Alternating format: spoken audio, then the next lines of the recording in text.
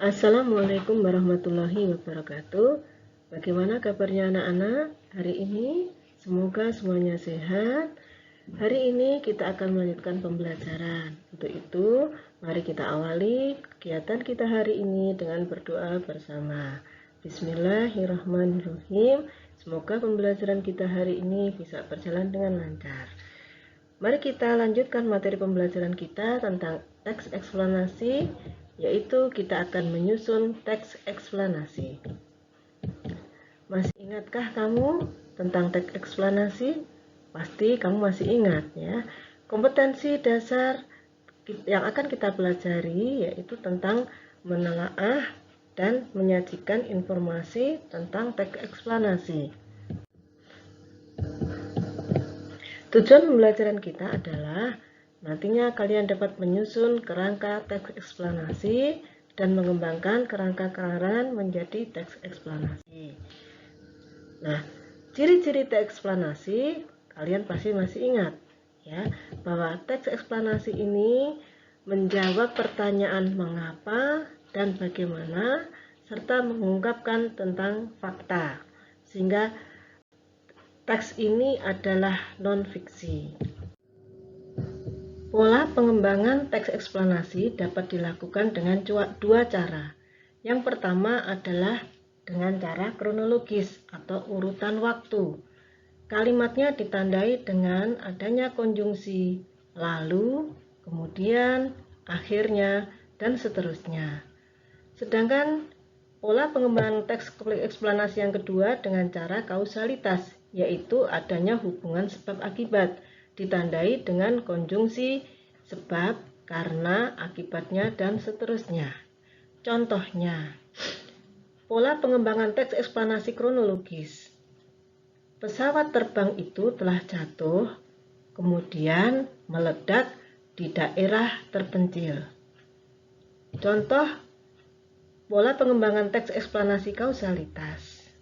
Kebakaran hutan itu telah terjadi dikarenakan adanya puntung rokok yang dibuang sembarangan di hutan.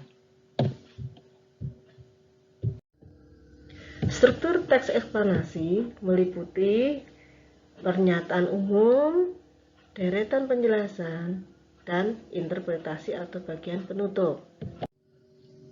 Kita akan belajar menyusun teks eksplanasi.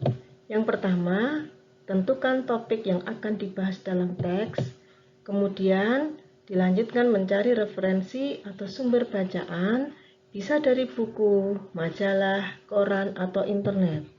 Berikutnya, membuat kerangka teks yang benar saat akan memulai menulis teks. Dilanjutkan dengan mengembangkan kerangka-kerangkaan teks tersebut menjadi sebuah karya tulis. Kita akan belajar menulis teks eksplanasi. Contohnya seperti berikut ini. Kerangka kalangan teks eksplanasi tentang peristiwa alam dengan topik pelangi. Sumber dari penulisan kita adalah kamu dapat mencari di internet seperti ini. Kita mulai menulis kerangka karangan pernyataan umum dengan topik pelangi, pengertian pelangi, dan jenis-jenis pelangi. Kemudian dikembangkan sebagai berikut. Pengertian pelangi. Pelangi adalah salah satu fenomena alam yang terjadi setelah hujan. Pelangi merupakan warna-warna indah berupa cahaya yang beraneka macam warna yang tampak saling sejajar di langit. Pelangi bentuknya melengkung dari ujung satu ke ujung lainnya.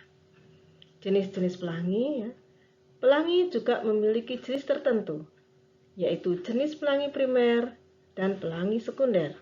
Pelangi primer adalah pelangi yang terjadi akibat satu pantulan air hujan yang memiliki warna terkuat.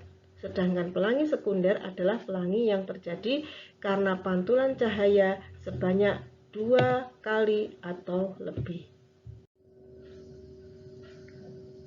Kerangka karangan deretan penjelasan berisi proses terjadinya pelangi.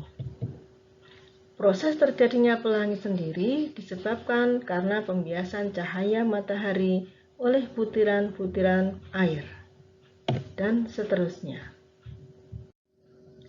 Kerangka karangan pada bagian penutup, yaitu membicarakan terbentuknya warna pelangi, dijabarkan sebagai berikut.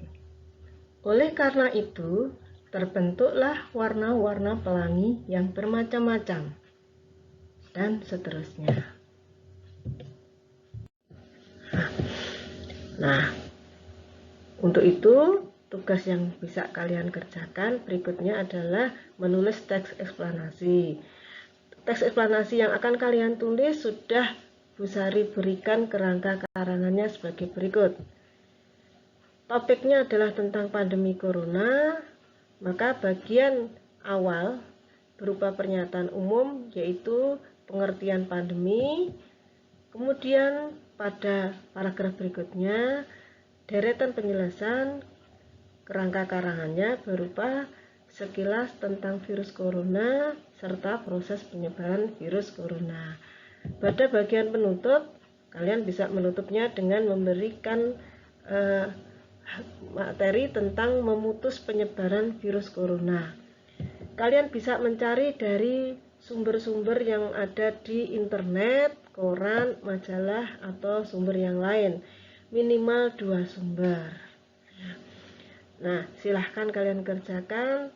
Waktu yang kamu Bu Sari berikan sekitar 1 pekan. Hari Senin yang akan datang sudah kamu kirimkan. Boleh kamu tulis di buku tulis, kemudian kamu serahkan di sekolah, atau lebih baik lagi kalau kalian ketik, kemudian kamu kirim di tim kelasmu masing-masing.